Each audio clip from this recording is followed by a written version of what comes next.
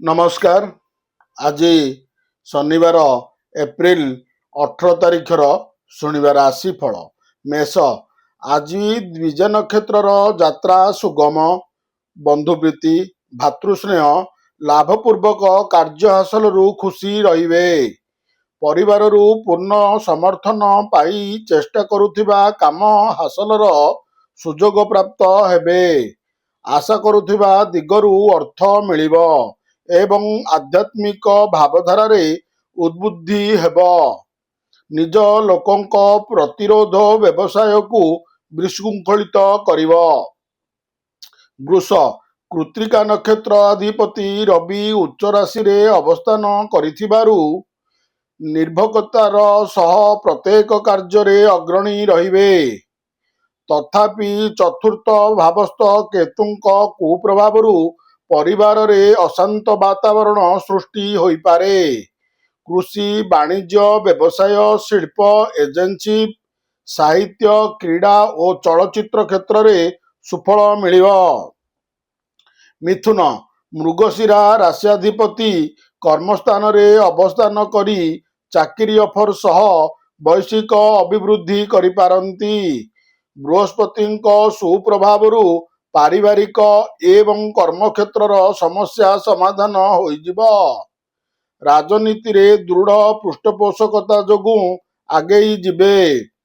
स्वस्थान बृहस्पतिंक प्रभावरु दैहिक सुस्थता आज विशेष भल रही न पारे। कर्कट।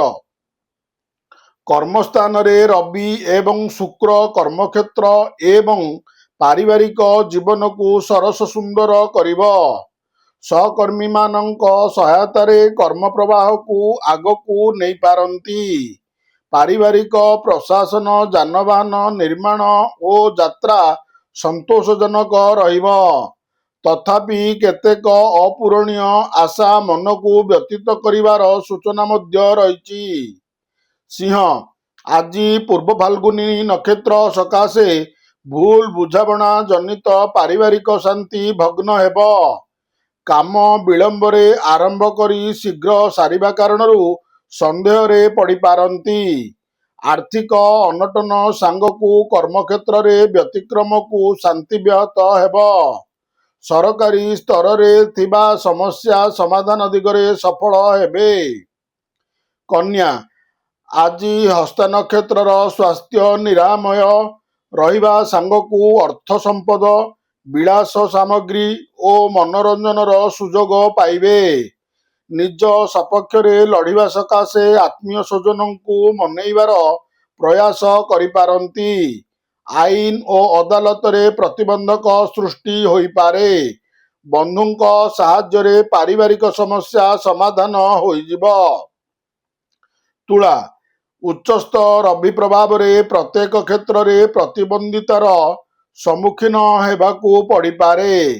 भाराक्रांत मन नहीं काम करिबे किंतु विफलता बदल रे सफलतारू विस्मय हेबे। अंतर्द्वंद्व लागी रहिबारु नीरवता को प्राथमिकता देबे। हस्तगत शुक्रंक जोगु देहंता दुर्बलता देखा देब। बिच्छा। अनुराधा नक्षत्र आज इच्छा और अभिलाष पूर्ण हेबारे विलंब हेब नाही। विवादीय परिस्थिति साहस मुक्ति मिल जाई पारे। अभावरू पूरण करिबा सकाशे धारसूत्र रे अर्थ आनिबा पई आलोचना जारी रखिबा ठीक हेब।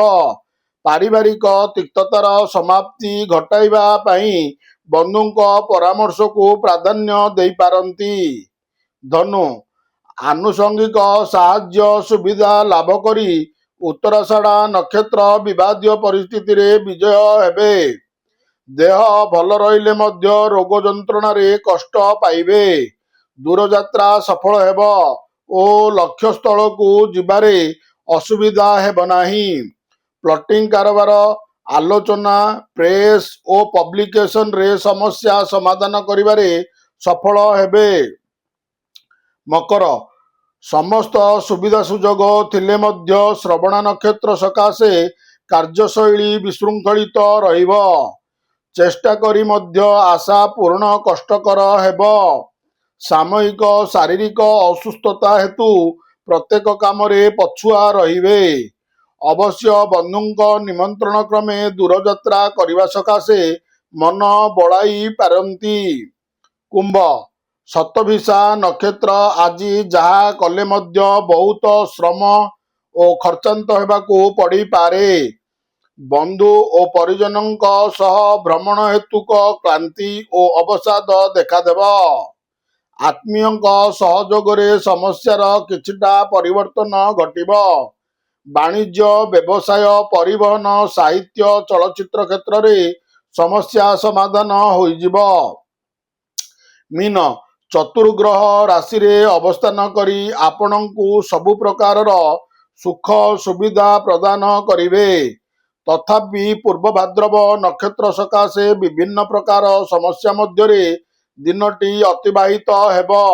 ମନର ଭାବକୁ ଗୋପନ ରଖି ବନ୍ଧୁଙ୍କ ସହ ଭାବ ବିନିମୟ କରିବାକୁ ମନସ୍ଥ କରିପାରନ୍ତି। ଶିଳ୍ପ ବାଣିଜ୍ୟ କ୍ଷେତ୍ରରେ ପ୍ରତିବନ୍ଧକ ସୃଷ୍ଟି ହୋଇପାରେ। ନମସ୍କାର।